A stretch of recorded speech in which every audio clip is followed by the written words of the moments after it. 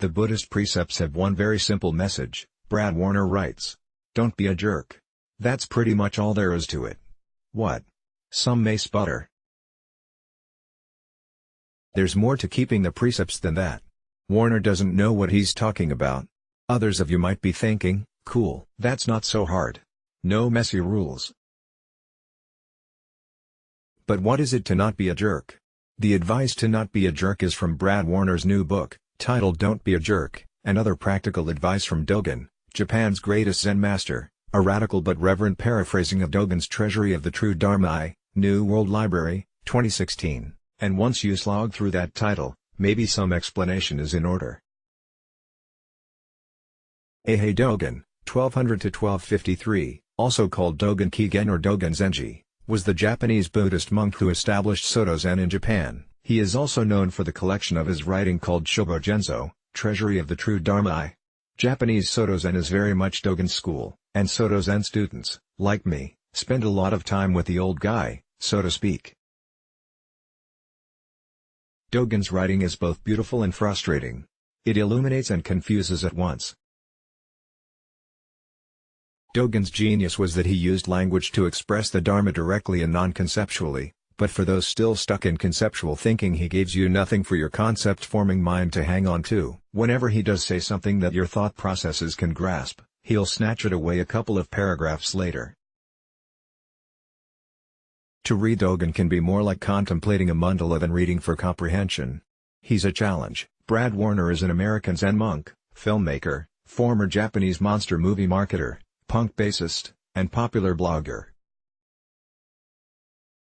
He is the author of There Is No God and He Is Always With You, A Search for God in Odd Places, New World Library, 2013. Warner is also a Dharma heir of the Japanese Zen teacher Gudo Nishijima, 1919–2014.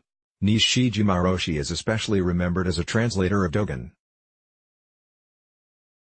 Working with his student and Dharma heir Mike Chodo Cross, he published one of the 3 complete English translations of the 95 fascicle Shobogenzo. And for Soto Zenis, this is a big deal. Warner studied Shobogenzo with Nishijima for around 2 decades, he writes in the introduction. Not doing jerk-like things and don't be a jerk. Warner takes several of Dogen's best-known texts and paraphrases them into modern American vernacular, then adds his own commentaries. Some Dogen lovers may hate this, but I confess I got a kick out of it. And I think a lot of people may find it helpful. It's not exactly Dogen for dummies, but more like Dogen with less frustration. For example, Don't Be a Jerk is Warner's rendering of Dogen's Shokumakusa, not doing wrong.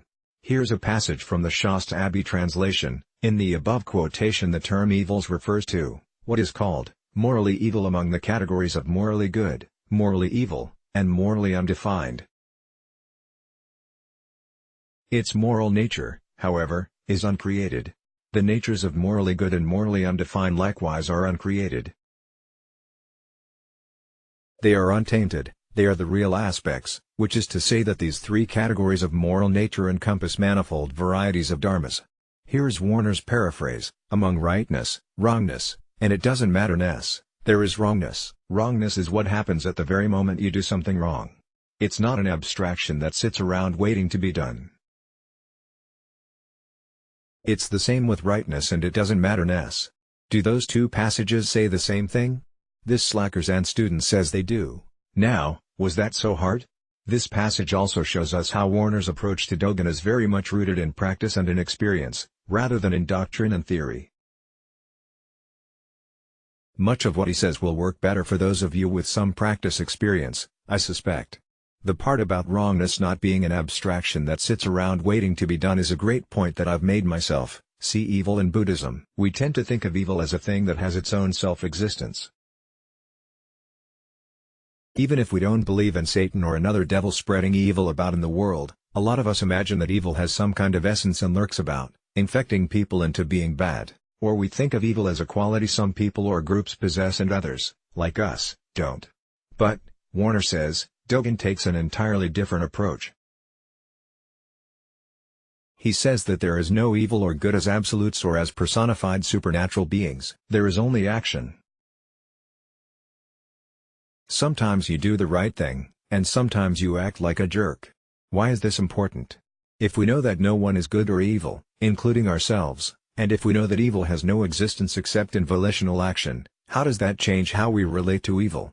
Seems to me it takes away all of our excuses. We can tell ourselves that it's okay if we're jerks sometimes because we're basically good people. And if we are really working with the precept of don't be a jerk, honestly and intimately, and not just telling ourselves that he's got it coming, or I'm entitled, or whatever our excuse is, then we start to see immediately when we're being jerks. There's no space between the action and the effect. And this isn't easy, folks. If you practice sincerely and honestly, after a while you realize that you are perpetually being jerked around by cause and effect, likes and dislikes, gratifications and hurts. Liberation from that is, well, liberation. More paraphrasing of Dogen's Shokumakusa, even if you tell people not to intentionally be a jerk or encourage them to do the right thing, what really matters is not being a jerk in the here and now. This teaching is the same whether you hear it from a good teacher or whether it's being experienced as the ultimate state of realization. Even if the whole universe is nothing but a bunch of jerks doing all kinds of jerk-type things, there is still liberation in simply not being a jerk. In the moment of not being a jerk, not you following rules or you being nice, but in the moment of a true absence of jerkitude, there is Buddha. More Dogen among the other fascicles receiving the Warner treatment are the beloved Jinjo Koan, actualizing the fundamental point, as well as Bendewa, the wholehearted way, Fukant Sazengi, universal guide for Zazen, Inka no Myoju, One Bright Pearl, Uji, Being Time, and Sanswigyo, Mountains and Waters Sutra. These are texts all Sotos and students run into, usually sooner rather than later. If you haven't practiced in the Soto Zen tradition you might not have heard of them, but I recommend them highly. Many of us Western Zenis were introduced to Dogen through Kazuaki Tanahashi's lyrically beautiful translations, and many of us fell in love with texts like Jinjo Koan and Sanswigyo even if we didn't entirely understand them. But there can be huge differences from one translation to another, and even the best translations, I am told, fall short.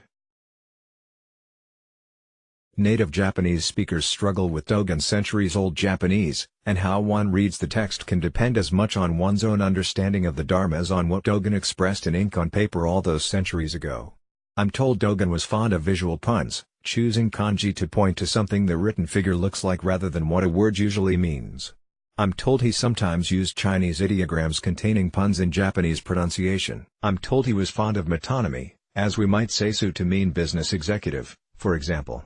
Dogen defies English translation, and literal translations can be utterly nonsensical. The translator must attempt to express what Dogen was saying without straying too far from the original text. For this reason it's good to compare translations. Sometimes when one translation is too opaque, another will be clear. And I appreciate that Warner does this throughout the book. In his commentaries he often pulls out a particular passage and gives us the original Japanese, as well as 2 or 3 English translations, to get to the bottom of what Dogen was really saying, as best we can tell. For example, in the chapter on Jinjo Koan he takes this line, Tanahashi translation, yet in attachment blossoms fall, and in aversion weeds spread. And takes the time to walk us through the Japanese and 6 English translations to show us how the same line can be expressed in riotously different ways. His own version, but although this is true, flowers, though we love them, still die, and weeds, thought we hate them, still grow all over the place. In this case I don't think the 2 versions are saying exactly the same thing, and I'm partial to the Tanahashi, but Warner makes a good case that his rendering is closer to what Dogen actually wrote. If you have any Dogen nerd in you at all, you will probably enjoy this. And often, Warner does cut through a lot of unnecessary verbiage. To take another part of Jinjo Koan as an example, where Nishijima wrote someone who says that because the air is ever present we need not use a fan, or that even when we do not use a fan, we can still feel the air, does not know ever-presence, and does not know the nature of air. Warner renders this as, somebody who says air is all over the place so why use a fan doesn't know why people use fans. It's not exactly elegant, but it gets the job done. Dogen and Doritos. For someone already acquainted with Dogen some of the modernisms may be jarring. When we find this in Uji, it's sort of like crossing the street on the way to the convenience store to get some chips and brews. The street and the convenience store still exist, but now I'm kicking back in front of the TV with my bag of Doritos and a can of arrogant bastard ale. You know you've left the original text pretty far behind. It took me a while to figure out what was being paraphrased. And it is, Tanahashi translation, this is like having crossed over rivers and climbed mountains. Even though the mountains and rivers still exist, I have already passed them and now reside in the Jeweled Palace and Vermilion Tower. If you're inclined to get hung up on what the Jeweled Palace and Vermilion Tower represent, maybe Warner's version would be better for you, because I don't think spinning one's wheels over the Jeweled Palace and Vermilion Tower helps that much. Even so, I suspect some people who are really into Dogen will vigorously object to Warner's approach. And there are occasional places that I think some subtleties are lost. But if you've been trying to get Dogen and are beginning to think that quantum physics might be easier, I can recommend Don't Be a Jerk. And perhaps look up the Nishijima or Tanahashi translations too. It could help. Let's block ads. Why?